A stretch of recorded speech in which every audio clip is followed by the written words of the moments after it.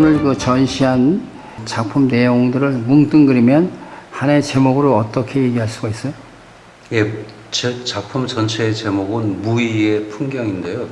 무의 자연은 알겠는데 무의의 풍경이 뭐예요? 이렇게 질문하시는 분들이 계세요. 그래서 사실 무의는 노장사상에서 비로왔고요. 풍경은 제 나름대로 거기다가 붙인 건데, 풍경이라는 의미가 이제 그 시사는 제 나름의 철학이 있습니다. 경치, 경관이라는 말을 많이 쓰잖아요. 경치라는 거는 빛이 이르는 어떤 일반적인 상황을 말하고, 경관은 그 빛을 바라보는 주관적인 상황이잖아요.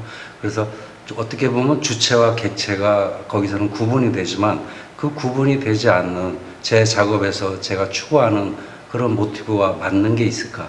그래서 이제 생각해낸 게 풍경이고요.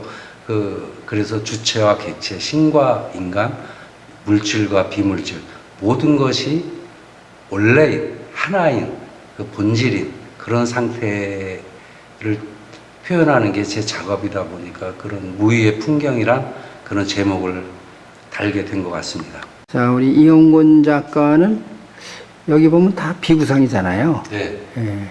여기 있는 비구상의 의미가 어떤 것인지 좀 얘기해 주실래요? 예, 비구상 작품들은 대체적으로 작가들이 어떤 작업에 대한 어떤 의식이나 철학을 가지고 작업을 하는 경우가 많고, 저 같은 경우도 마찬가지인데요. 저는 이제 제 비구상을 하게 된 모티브는 어떤 근원적인 것에 대한 어떤 의문, 탐구, 거기서부터 시작된 것 같습니다. 그래서 구상 작업을 해오다가, 그래서 세상은 뭘로 이루어진 건가, 그 본체는 무엇인가, 본질은 무엇인가, 어떤 순행의 우주관이 아닌 어떤 역행, 자꾸 시간과 그런 것들을 거슬러 올라가서 본질적인 것에 대한 추구를 하다 보니까 이렇게 비구상 작업을 하게 된 것 같습니다. 그러면 인간에 대한 본질 얘기인가요?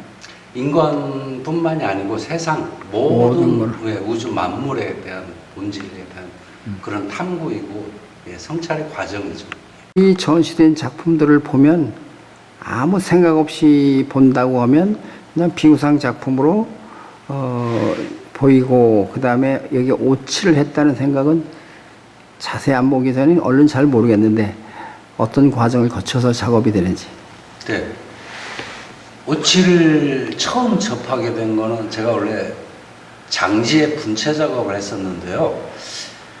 항상 제가 이 색을 좀 더 무겁게 하고 한 톤 다운 시킬 수 있는 방법이 없나 알아보던 중에 옷을 쓰기 시작했어요. 그래서 지금은 거의 100% 이제 옷을 사용하고 있는데, 옷이란 재료를 계속 쓰므로 해서 제가 내가 앞으로도 계속 가지고 가야 할 어떤 재료구나.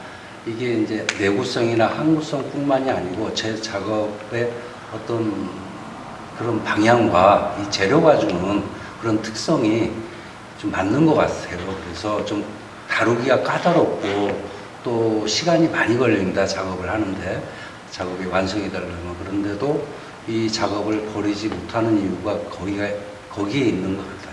그렇게 시간을 많이 걸쳐서 뭐 건조도 해야 되고 여러 과정이 있는 것 같더라고요. 네. 그러면 그렇게 시간을 많이 했을 때 내가 오칠을 안 할 때와의 어떤 그 시간적인 건 엄청 투자가 되잖아요.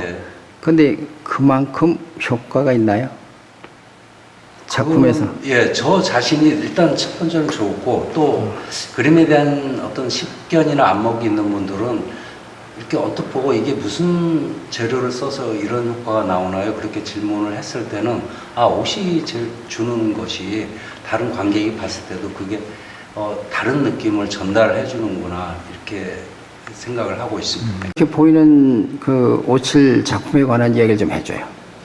예, 그 재료적인 측면을 얘기하다 보면은, 그러니까 그 과정, 일단 한지를 이렇게 판넬에다 씌운 다음에요, 생칠을 한 5번 정도를 합니다. 그래서 한 번 하고 건조하고 한 번 하고, 이게 5번 정도 건조를 한 다음에, 그 다음에 이제 본 작업이 들어가고, 그 다음에 이렇게 마띠에르 효과는 3배를 붙였다가 띄는 작업이에요.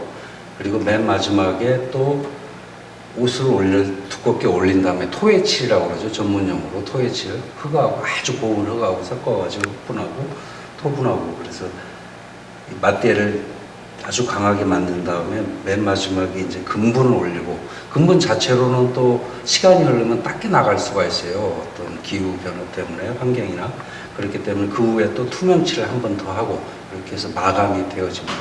그래서 이 상태로는 보존만 잘한다면 뭐 수천 년이 가도 그대로 유지가 된다고 전문가들이 그렇게 얘기를 하고 있습니다. 실질적으로 그렇게 오래된 수천 년 된 오칠 제품들이 발견이 되고 있고요.